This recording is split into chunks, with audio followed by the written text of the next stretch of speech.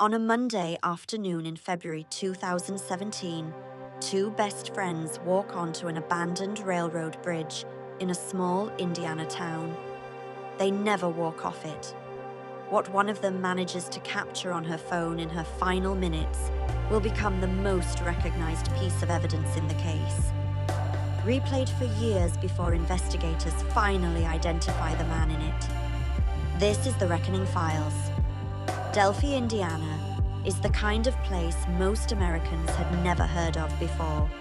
February 2017, a county seat of roughly 3,000 people, about an hour north of Indianapolis, built around a walkable downtown and a network of trails that follow an old rail line along Deer Creek. It's the kind of town where two teenagers spending a day off school on a familiar hiking trail wasn't anything unusual. 14-year-old Libby German and 13-year-old Abigail Abby Williams were best friends and classmates at Delphi Community Middle School.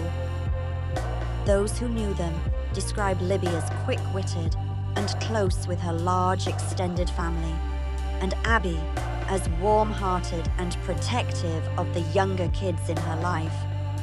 On Monday, February 13th, 2017, a day off from school, Libby's older sister dropped the two girls off just after 1:30 in the afternoon near the trailhead so they could walk the Delphi historic trails and cross the Monon High Bridge, a towering, abandoned railroad trestle that had long been a local landmark and a popular spot for photos. The plan was ordinary. Walk the trail, take some pictures, and get picked up that afternoon. They never made it to the pickup point. By the time the sun went down that night, a missing persons case out of a small Indiana town had already pulled in state police, the FBI, and hundreds of volunteers. And by the next afternoon, it had become something far worse. When the girls didn't return that evening, their families raised the alarm immediately, and search efforts began within hours. Volunteers, family members, and law enforcement combed the trail system through the night and into the next day. On February 14th, 2017, the bodies of Abby and Libby were found in a wooded area off the trail, not far from Deer Creek. Indiana State Police confirmed both girls had been murdered. Out of respect for Abby, Libby, and their families, this case file will not describe the details of how they died. What set this case apart from the very beginning was something Libby had done in what were almost certainly her final minutes.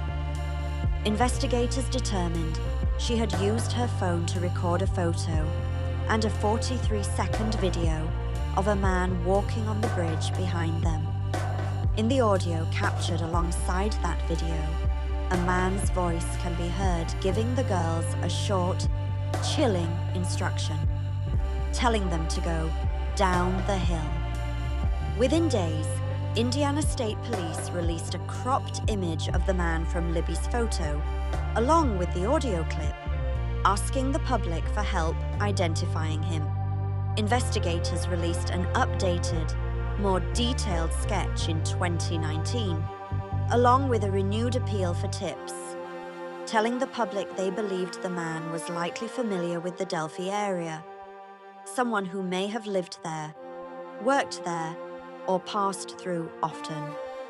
Both images, and that short recording, became the defining public artifacts of the case, replayed and dissected for years by investigators, journalists, and true crime audiences alike. Identifying the man in them would take Indiana State Police more than 5 years.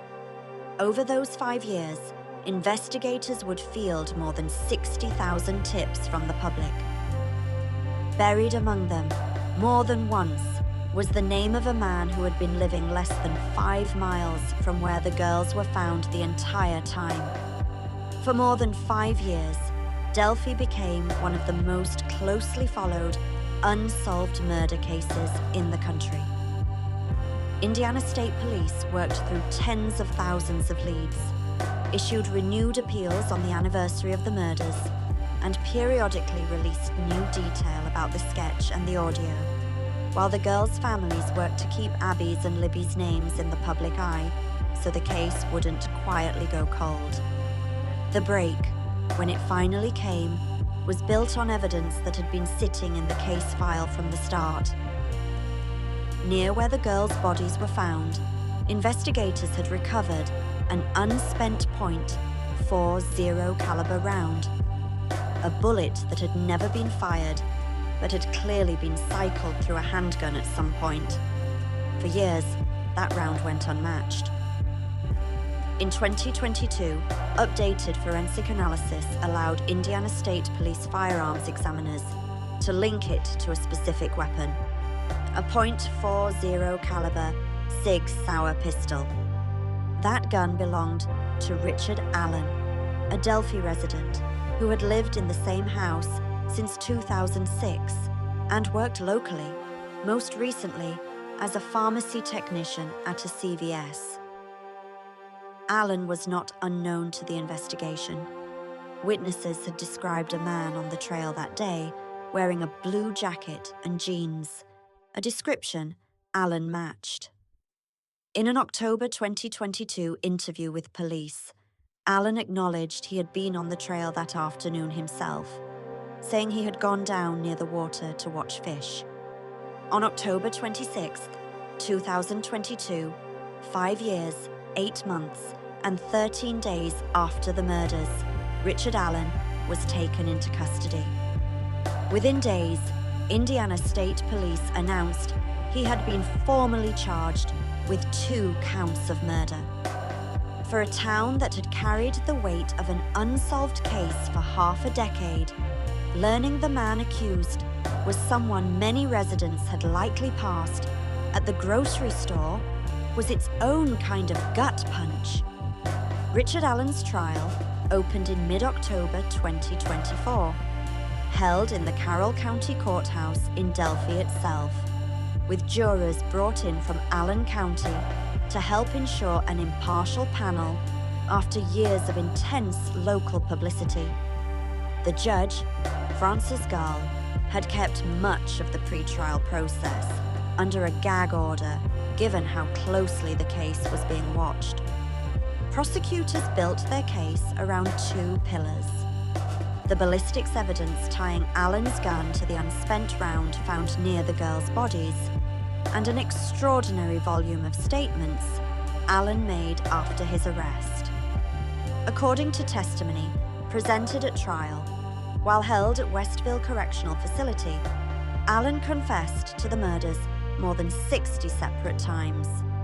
To his wife, to his mother, to a prison psychologist, and to corrections staff and other incarcerated people around him. The defense pushed back hard, arguing those statements weren't reliable, telling the jury that months in isolation had taken a serious toll on Allen's mental state, and that the confessions were false. The jury didn't agree. On November 11th, 2024, after 4 days of deliberation, they found Richard Allen guilty on all 4 counts against him: 2 counts of murder and 2 counts of felony murder committed during an attempted kidnapping, 1 set of each for Abby and 1 for Libby. On December 20th, 2024, Allen returned to court for sentencing. The judge handed down 65 years for each murder count, to run consecutively, a combined 130 years in prison. Family members of both girls addressed the court before the sentence was read. Allen's defense team has said it intends to appeal the conviction. Today, the Monon High Bridge Trail, where Abby and Libby went for their last walk together, remains open to the public, and Delphi has added a memorial near the trailhead so their names stay part of the town they grew up in. The case that felt, for more than 5 years, like it might never be solved, is now legally closed at the trial level. Though the appeals process Alan's attorneys have promised is only just beginning. What hasn't changed through any of it is who Abby and Libby actually were before this case ever had a name. 2 best friends, 2 classmates at a small town middle school, 2 girls who spent a day off from school doing something completely ordinary. Their families have spent years asking the public to hold on to that, to remember Abby and Libby as more than the headline that carried their names for half a decade. That's the case file on Delphi. If you want the next case file, subscribe.